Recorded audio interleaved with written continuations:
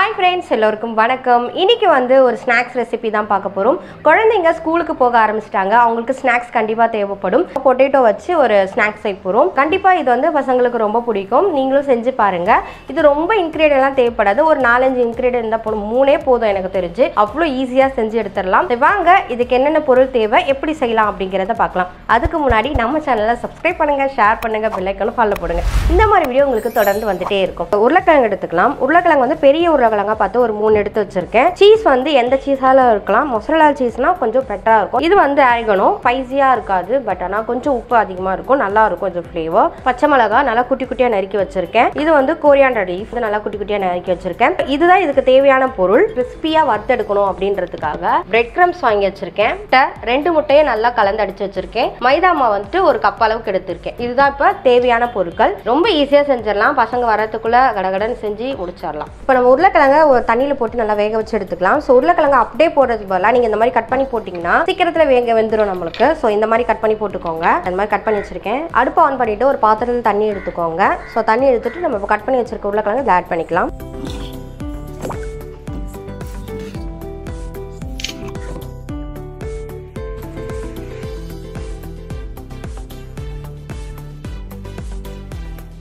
உருளைக்கிழங்கு நல்லா வெந்துருச்சு பாருங்க.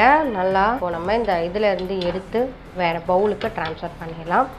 ஸோ நான் எடுத்துல போட்டுறேன். ஏன் பாதி பாதியாக போட்டோன்னா ஈஸியாக தோல் வந்துடும். ஸோ நீங்கள் பீலர் வச்சு எடுத்துட்டோம், தோலை எடுத்தோம் நீங்கள் பண்ணலாம், அப்படியும் பண்ணலாம். எனக்கு வந்து இது பெஸ்ட்டு, அதனால் நான் அந்த வழியை பண்ணுறேன். யாரா விற்குது கத்திக்கிட்டே போகிறாங்க.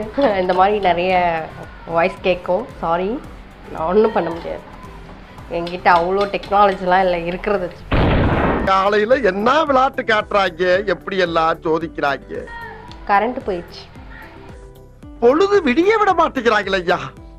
ஒண்ணு தெரிஞ்சு போச்சுடா. இருட்டா இருக்கும். இருட்டாவா இருக்கு. இந்த பிரபஞ்சத்துல உங்க மத்தியில இந்த உசுரை காப்பாத்துறது ரொம்ப சிரமம். ஸோ உருளைக்கிழங்கு நல்லா அது பாருங்க, அதுவே வந்துடுச்சு பாருங்க தோல். ஸோ இந்த அளவுக்கு நல்லா நீங்கள் வேக வச்சு எடுத்துட்டிங்கன்னா ஈஸியாக இருக்கும். வெறும் உருளைக்கிழங்கு மட்டும் இருக்கு பாருங்க. ஸோ இப்போ வந்துட்டு இது தோல்லாம் ஊற்றிட்டு நல்லா மசிச்சு எடுத்துக்கலாம்.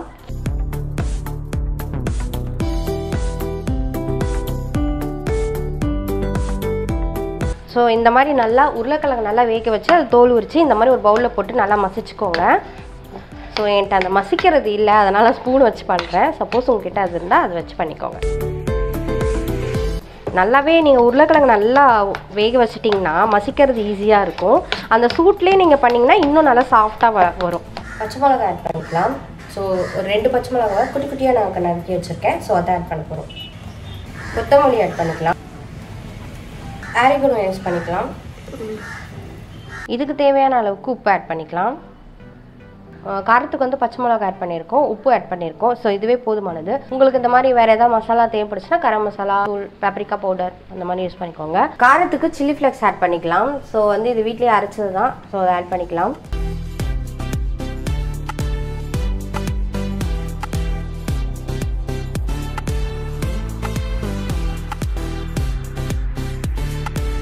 இது மைதா மாவு. மைதா மாவு வந்து ஒரு 1/2 கப் அளவுக்கு எடுத்துப்போம். ஏன்னா இது வந்து ரொம்ப தண்ணி ஆகிடும் உருளைக்கிழங்கு. ஸோ அது கொஞ்சம் கெட்டி பதத்துக்கு வரதுக்கு இது யூஸ் பண்ணலாம். ஸோ அப்போ தான் நம்ம பிடிச்சி வைக்கிறதுக்கு நல்லாயிருக்கும். ஃப்ரை பண்ணி எடுக்கும்போது அந்த உடையாமல் நம்மளுக்கு அப்படியே அழகாக வரும்.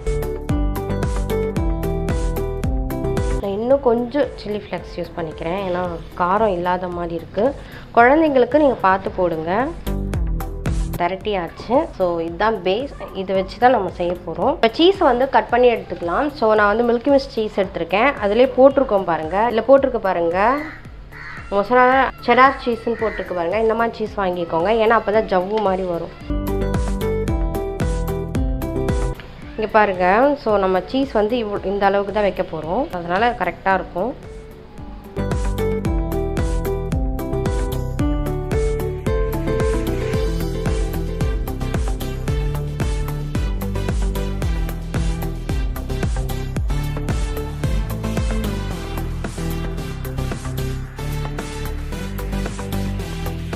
ஸோ இது எண்ணெய். ஸோ இந்த எண்ணெயில் கையை நல்லா நினச்சிக்கோங்க. ஸோ எண்ணெய். ஸோ இந்த எண்ணெய் இப்படி பிடிச்சி எந்த அளவுக்கு வேணுமோ அதை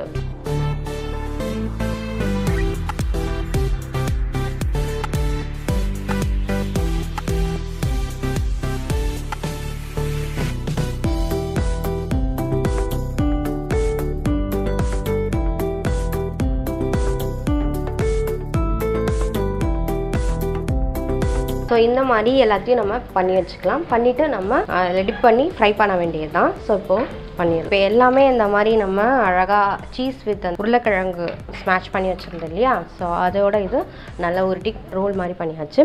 இப்போ இது என்ன பண்ணணும், கோட்டிங் கொடுக்கணும். என்னென்ன கோட்டிங் கொடுக்க போகிறோன்னா, இது பார்த்தீங்கன்னா கார்ன்ஃப்ளவர் பவுடர். நம்ம ஃபஸ்ட்டு அதை வந்து நல்லா டிப் பண்ணி எடுக்கணும். நான் 2 எக்கு நல்லா பீட் பண்ணி வச்சுருக்கேன். பார்த்தீங்கன்னா பிரெட் க்ரம்ஸ் இல்லைனா பிரெட்டை நல்லா வெயிலில் காய வச்சுட்டு நல்லா தூள் பண்ணி எடுத்துக்கோங்க.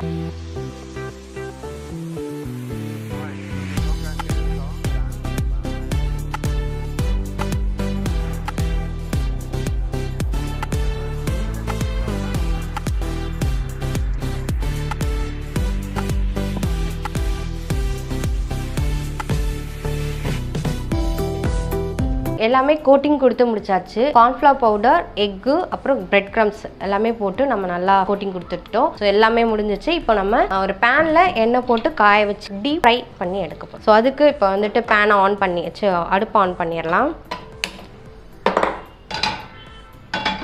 ஸோ நல்லா பேன் காஞ்சதுக்கப்புறம் நம்ம தேவையான அளவுக்கு எண்ணெய் ஊற்றிக்கலாம்.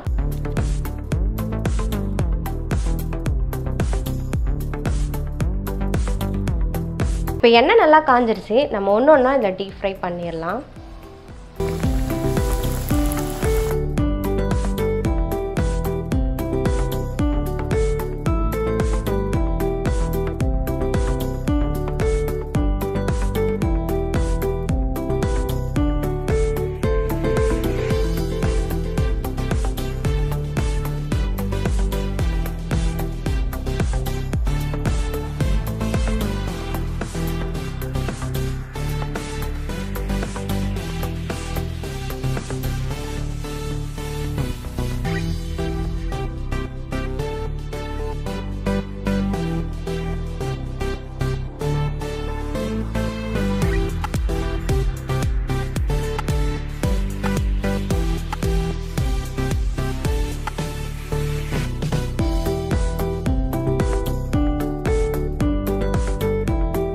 பாருங்க, நமக்கு சுவையான சீஸ் பொட்டேட்டோ ஃப்ரை ரெடி ஆகிடுச்சு. ஸோ இது கண்டிப்பாக உங்களுக்கு பிடிச்சிருக்கும் அப்படின்னு நான் நினைக்கிறேன். ஸோ இதில் ஃபைனல் டச்சா நம்ம வந்து டொமேட்டோ கெச்சப் இல்லைனா டொமேட்டோ சாஸ். நம்மளுடைய பொட்டேட்டோ சீஸ் ரோல் ரெடி ஆயிடுச்சு. இப்போ வந்து சீஸ் எப்படி வருதுன்னு பார்க்கலாம். இல்லை டிப் பண்ணி சாப்பிடும்போது தான் இன்னும் நல்லாயிருக்கும். செம்மையாக இருக்கும். காரம், உப்பு எல்லாமே கரெக்டாக இருக்கும். சீஸ் வந்து சால்ட்டட் சீஸ் தான். ஸோ அதனால் வந்துட்டு நமக்கு சீஸோட அந்த சால்ட்டு கரெக்டாக இருக்கும். சூப்பராக இருக்கும். கண்டிப்பாக இதை செஞ்சு பாருங்கள். அவ்வளோதான் ஃப்ரெண்ட்ஸ், நம்மளோட சீஸ் பொட்டேட்டோ ரோல் ரெடி ஆயிடுச்சு. ஸோ இந்த ரெசிபி கண்டிப்பாக உங்களுக்கு பிடிச்சிருக்கும் அப்படின்னு நான் நினைக்கிறேன். ஸோ இதே மாதிரி நிறைய ரெசிபி நம்மளோட சேனலில் இருக்குது. அதை நீங்கள் பார்க்கணுன்னா நம்மளோட சேனலை சப்ஸ்கிரைப் பண்ணுங்கள், ஷேர் பண்ணுங்கள், பெல் ஐக்கான ஹாலில் போடுங்க. அது இல்லாமல் இதை கண்டிப்பாக செஞ்சு பார்த்து கமெண்ட் செக்ஷனில் வந்து கண்டிப்பாக சொல்லுங்கள். பாய்.